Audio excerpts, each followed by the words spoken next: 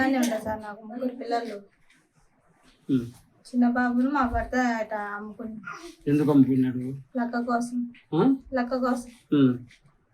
Okay, ఇప్పుడు ఆయన ఏం చేస్తుంటాడు? బెల్దారు.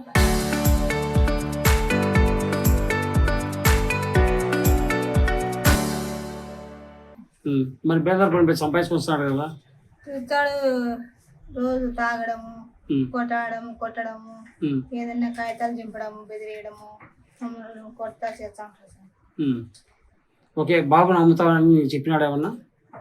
వేరే వాళ్ళు చెప్తాను, నాతో కూడా అంటాడు. అంటే తాగి అంటున్నాడులే, ఇట్లా చేయడు కదా. అప్పుడు 2 రోజులు కూడా అంటాను, చేయలే ఏది ఊరికి అంటున్నాడులే తాగి ఎందుకు చేస్తాడు పిల్లలు అని మేము అట్ట బోసిపోయినాం సార్.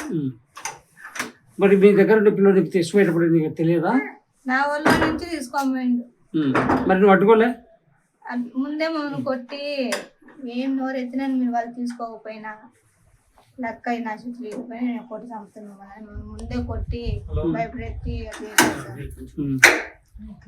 ఓకే, మీ అనుకోటి మీ అత్త అన్నది కదా, అత్త కూడా ఏమో అడ్డుకోలేకపోయిందా? ఇద్దరు కొట్టిండు. అవును, ఇప్పుడు ఎన్ని రోజులు అయితే తీసుకుపోయి అమ్మి? శనివారం నైట్ పోయినాము. ఇది ఆపరేషన్ చెప్పు ఇచ్చారంట, అది లక్క. ఆ రోజు పోయింటే కానీ వాళ్ళు ఈరోజు సార్ వాళ్ళు ఇంటికి పోయినారు. కుట్లు తీసుకుని వచ్చినప్పుడు రాండి అంటే అప్పుడు పోయినామా.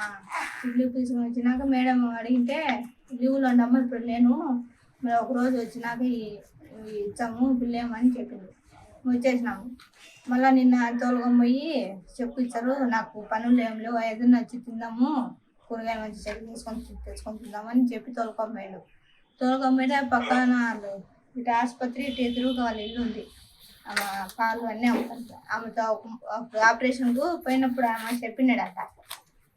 చెప్పిండంటే ఆమె నిన్న రాత్రి పోయినప్పుడు ఇట్లా కొనుక్కుంటారంట, ఎవరన్నా పిల్లోని తీసుకుంటారని అందరూ చెప్తాను. మేడం ఒక దాటేమో నైట్ డ్యూటీ చేసామా విని ఏంది పరిస్థితి అని అడిగింది. అడిగింటే ఇట్లా బాబు నువ్వు అమ్ముతారంట, వీళ్ళు తీసుకోండి అని చెప్పింది. అటైతే నాకు ఎంతో నాకు తెలిసిన వాళ్ళు మా వాళ్ళే అడిగిన ఒకసారి అడిగింటే మేము ఎవరు లేక ఇప్పుడే మేము అనుకోలే, నువ్వు అమ్ముతా ఉంటావు కదా మేము తీసుకుంటాను కానీ మేడం అనేది. ఎవరు ఆసుపత్రిలో పనిచేసామా? వాళ్ళు ఎవరికి తెలుసునా? మీ బాబుని తీసుకున్నాను వాళ్ళు మా కాళ్ళు వాళ్ళని ఎవరిని చూడలేదు సార్. మాకు పిల్లలు తీసుకుపోయినాక మళ్ళీ డబ్బు తీసుకొని వచ్చినారు మేడం. వాళ్ళు మా కాళ్ళు చూడలే, వాళ్ళని ఎవరేం తెలుసు మాకు. డబ్బు మీకు ఇచ్చాడా? ఆ మేడము ఆమె చేతికి ఇవ్వండి అని చెప్పిండు. ఆమె నాకు వద్దు, నాకు ఆ పిల్లని డబ్బు నాకు వద్దు, నా పిల్లలు నాకు కావాలని ఏడ్చినా వాళ్ళు నీ చేతికి ఇవ్వమనేదని నా చేతిలో పెట్టిండు. ఆ చేతిలో నుంచి ఇంకా మైబాకు ఆమెని సిద్ధార్థపల్ల ఆటోలు ఎక్కి నువ్వు నేను బాగలేదు కదా నువ్వు ఆయన కాడికి ఆమె ఆటోలు ఎక్కి నేను రాత్రికి పోతాపో అని చెప్పింది. నేను మా ఊరికి పోయింటే అంతకుముందు మా ఊరితో కూడా అట్లా పిల్లని అమ్ముతా, ఎవరైనా తీసుకునే వాళ్ళంటే చెప్పుద్దామని నేను 3 సాకలేను, 2 అయితే సాకుంటా, 3 అయితే సాకలేను, ఎవరైనా అంటే చెప్పుద్దామని చెప్పినాక నేను 2 పిల్లలతో పోయి అలా అందరు ప్రతి ఒక్కరు అడిగినారు ఏమైంది నువ్వు 3 పిల్లలతో అయిపోయినావు, 2 పిల్లలతో నేను ఎందుకు వచ్చినాను అని ప్రతి ఒక్కరు అడుగుతారు.